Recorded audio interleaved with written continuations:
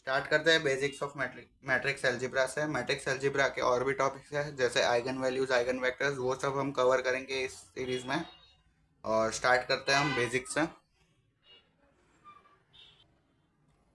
तो रिवीजन से स्टार्ट करते हैं। इक्वालिटी ऑफ मैट्रिक्स क्या होता है? दो मैट्रिक्स तब इक्वल होती है जब उनका ऑर्डर सेम होता है और करस्पॉन्डिंग एलिमेंट्स भी सेम होते हैं। और डेफिनेशन हम देखें तो रेक्टेंगुलर एरे ऑफ नंबर्स को एक मैट्रिक्स बोला जाता है, जिसमें मैट्रिक्स को ऐसे रिप्रेजेंट करते हैं। और यहाँ पे एक एग्जांपल है, तो A11 जो है वो 1 होगा, A12 है वो 3 होगा। ऐसे हम कर सकते हैं कि भाई एक मैट्रिक्स और दूसरे मैट्रिक्स एक दूसरे से कैसे लिंक्ड है। मतलब ये कॉमन मैट्रिक्स है, जनरल फॉर्म ऐसा होता है, और ये एक एग्जांपल है। ठीक है। तो अगर आपको पूछा जाए कि A11 कौन सा एलिमेंट है, तो 1 है उसका वैल्यू। ठीक है। फिर अगर मैट्रिक्स में एक ही रो है या एक ही कॉलम है, तो उनको रो वेक्टर या कॉलम वेक्टर कहा जाता है। और अब हम पढ़ेंगे स्पेशल मैट्रिसेस आगे जाके। चलिए शुरू करते हैं। तो आइए देखते हैं कुछ स्पेशल टाइप्स ऑफ मैट्रिक्स और उनकी डेफिनेशन। तो पहले आता है जीरो मैट्रिक्स, जिसमें सारा एलिमेंट जीरो होता है। ठीक है।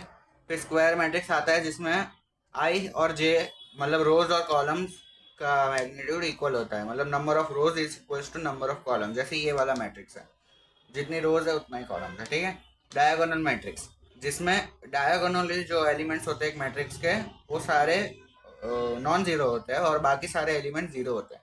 अब ये वाला मैट्रिक्स अगर होगा सपोज कि जीरो जीरो, जीरो नहीं, हाँ चलो जीरो, 1 2 3, 0 0 0, तो ये डायगोनल नहीं होगा, सिर्फ यही डायगोनल होगा। ठीक है। अब identity matrix, diagonal matrix which a मतलब सारे जो एलिमेंट्स है ना जो नॉन जीरो है उसकी वैल्यू 1 होगी, तो वो आइडेंटिटी मैट्रिक्स होगा। ठीक है। स्केलर मैट्रिक्स में एसी मैट्रिक्स को एक कांस्टेंट से मल्टीप्लाई करो तो वो एक स्केलर मैट्रिक्स बन जाएगा। ठीक है।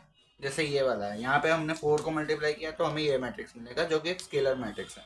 फिर upper triangular matrix, upper triangular matrix में एक मैट्रिक्स जिसमें आई की वैल्यू जे से बड़ी होती है। मतलब नंबर ऑफ रोज का मतलब नंबर ऑफ रोज है, जैसे रोज है 1 2 3 बराबर, और कॉलम्स है 1 2, तो जब number of rose number of column से बड़ा होगा जिन जिन एलिमेंट्स के लिए, जैसे इसकी वैल्यू 1 1 है, ठीक है, इसकी वैल्यू 1 2 है, तो तब तब के लिए ऊपर के एलिमेंट्स मतलब जैसे यहाँ है ना, तो यहाँ के ऊपर के एलिमेंट्स नॉन जीरो होंगे और बाकी नीचे के जीरो हो जाएंगे। ठीक है।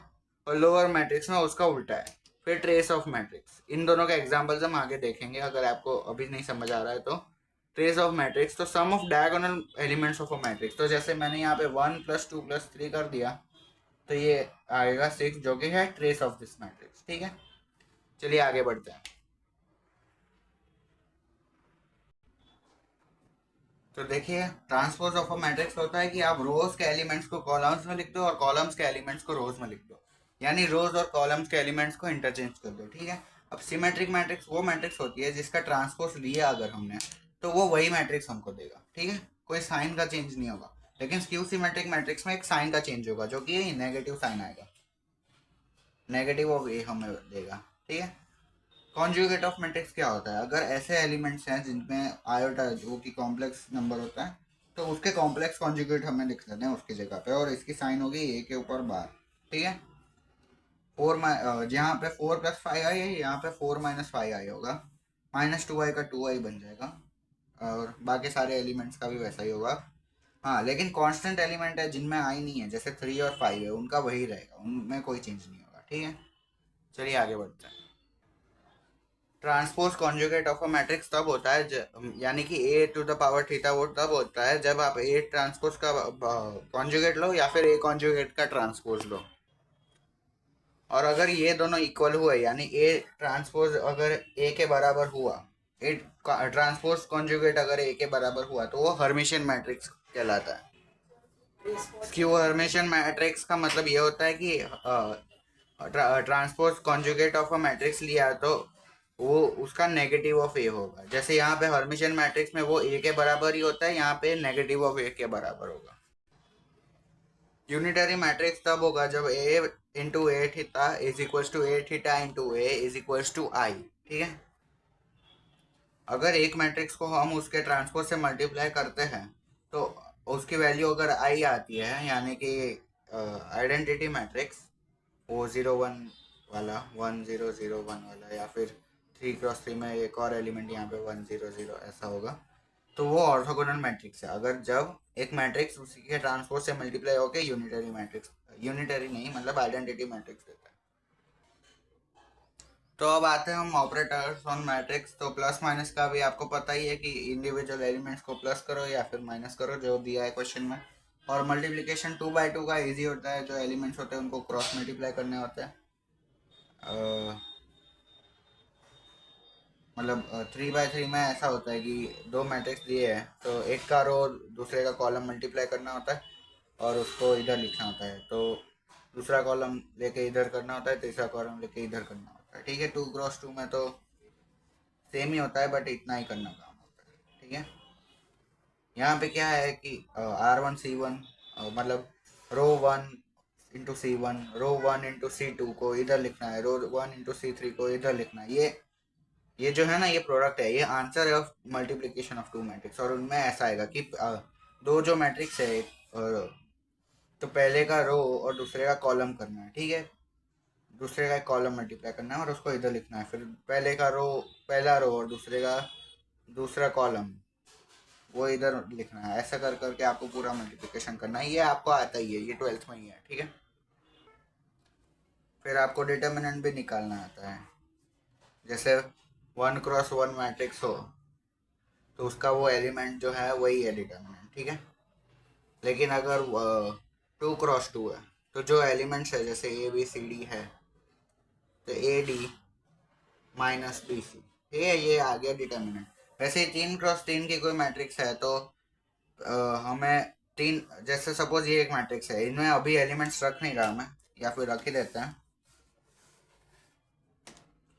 ABCDEFGHI, ठीक है। तो अब इसका डिटर्मिनेंट कैसे निकालना है? तो एक रो को चूज करो, उसके पहले एलिमेंट को रखो, फिर बाकी की इस जो है ना, ये जो बचा हुआ 2 × 2 मैट्रिक्स है ना, इन दोनों को हाइड करके इस एलिमेंट को लिया, तो इन दोनों के करस्पॉन्ड रो और कॉलम को हाइड करके जो बचा 2 × 2 मैट्रिक्स है उनका डिटर्मिनेंट निकाल दो। तो यहाँ पे EF H और I बचेगा। वैसे ही -B करके जो उसका बचा हुआ है, जैसे यहाँ पे DFGI होगा, तो DFGI और फिर प्लस कर दो, तो प्लस माइनस प्लस होगा अगर ये लिया। तो वैसे ही अगर यहाँ का ये वाला लिया तो बीच वाला माइनस होगा, यहाँ पे लिया तो ये वाला माइनस होगा, और यहाँ पे लिया तो ये वाला माइनस होगा। ठीक है, अब अगर बीच वाला रो लिया तो पहले माइनस प्लस माइनस जाएगा। ठीक है, उसमें कंफ्यूज मत होना। चलिए आगे बढ़ते हैं। आगे बढ़ने से पहले ही मैं बता दूं कि ये कॉलेज स्टूडेंट्स के लिए था, तो जिन लोगों को ये समझ नहीं आया वो मेरी 12th वाली प्लेलिस्ट देख सकता है। मैं उसका लिंक डाल दूंगा, अगर अच्छे से पूरी प्लेलिस्ट बनी हो तो, नहीं तो मैं उसकी प्लेलिस्ट बना दूंगा। मैंने वो टॉपिक्स बहुत जल्दी में समझाए थे, इसलिए उसको अगर आपको समझना है तो 12th वाली प्लेलिस्ट देख लेना। मेरी शायद पूरी नहीं बनी है, तो उसको मैं ट्राई करूंगा पूरी बनाने की। और कंफ्यूज मत होना, क्योंकि मैंने बहुत तेज़ी से चलाया। ठीक है, और ऐसा मत बोलना कि मैं अच्छा नहीं पढ़ाता। तो इनवर्स ऑफ मैट्रिक्स क्या होता है? अगर हम A और B दो मैट्रिक्स है और उनको मल्टीप्लाई करें और हमें आइडेंटिटी मैट्रिक्स मिले, तो A होता है इन्वर्टिबल रेगुलर और नॉन सिंगुलर मैट्रिक्स, और B होता है इनवर्स ऑफ A। अब हम देखते हैं माइनर्स एंड कोफैक्टर। अगर हमारे पास एक मैट्रिक्स है AIJ = ABCDEFGHI, ठीक है,